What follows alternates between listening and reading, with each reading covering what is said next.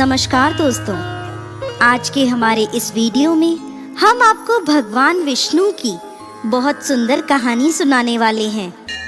एक समय की बात है, किसी नगर में एक सेठ और सेठानी रहते थे। उनके कोई संतान नहीं थी। भगवान की कृपा से उनके घर में धन धान्य की कोई कमी नहीं थी। सेठानी भगवान विष्णु की अटूट भक्त थी। रोज उनकी पूजा सेवा करती, उन्हें भोग लगाती, उसके बाद ही खुद भोजन करती थी। सेठ को सेठानी का दिन रात पूजा करना बिल्कुल पसंद नहीं था। बच्चा ना होने से वो बहुत दुखी था। एक दिन सेठ ने नाराज होकर सेठानी को घर से निकाल दिया। सेठानी ने बहुत विनती करी पर सेठ नहीं माना। अब सेठानी सोचने लगी कि कहाँ जाऊं, और वह जंगल की ओर चल दी। जंगल में सेठानी ने देखा कि वहाँ 4 आदमी मिट्टी खोदने का काम कर रहे हैं। सेठानी उनसे बोली, मैं घर से भटक गई हूँ, रहने का कोई ठौर ठिकाना नहीं है, तो मुझे भी कुछ काम दे दो। उन्हें सेठानी पर दया आ गई और उन्होंने उसे काम पर रख लिया। अब सेठानी दिन रात भगवान का नाम जपती और मिट्टी खोदती रहती। कभी कभी भगवान भी इंसान की परीक्षा लेता है। ये समय सेठानी की परीक्षा का था। मिट्टी खोदने से सेठानी के हाथों में बड़े बड़े छाले पड़ गए। तेज गर्मी में काम करने से सर के बाल भी उड़ गए। उसकी ऐसी हालत देखकर वो चारों आदमी बोले, बहन, लगता है तुम किसी अच्छे घर की महिला हो। तुम्हें काम करने की आदत नहीं है।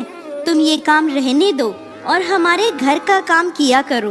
और वो उसे अपने घर ले गए। वो चारों अकेले रहते थे। खाना बनाना तो उन्हें आता नहीं था। वो 4 मुट्ठी अनाज लाते और कच्चा ही खा लेते। सेठानी ने देखा तो उसे बहुत अजीब लगा। वो बोली, भैया, कल से 8 मुट्ठी अनाज लाना। उन्होंने सोचा शायद ये ज्यादा खाती होगी, इसलिए ज्यादा अनाज मांग रही है। अगले दिन वो 8 मुट्ठी अनाज ले आए।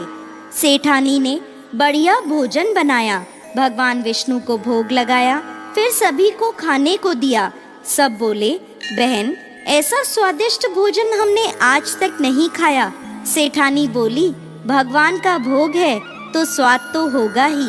अब चारों आदमी सगी बहन की तरह सेठानी का ख्याल रखते। अब सेठ जी के घर में सेठानी के जाने के बाद बुरा समय आ गया। आस पड़ोस के लोग कहने लगे, ये तो सेठानी के भाग्य का खाता था। सेठ को बहुत पछतावा हुआ।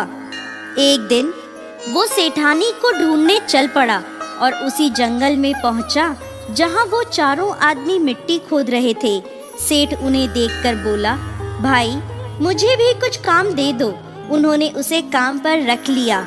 मिट्टी खोदने से सेठ के भी हाथों में छाले पड़ गए और सर के बाल भी उड़ गए। सेठ की ऐसी हालत देखकर वो चारों उसे अपने घर ले गए। सेठानी घूंघट में थी तो सेठ को देख नहीं पाई।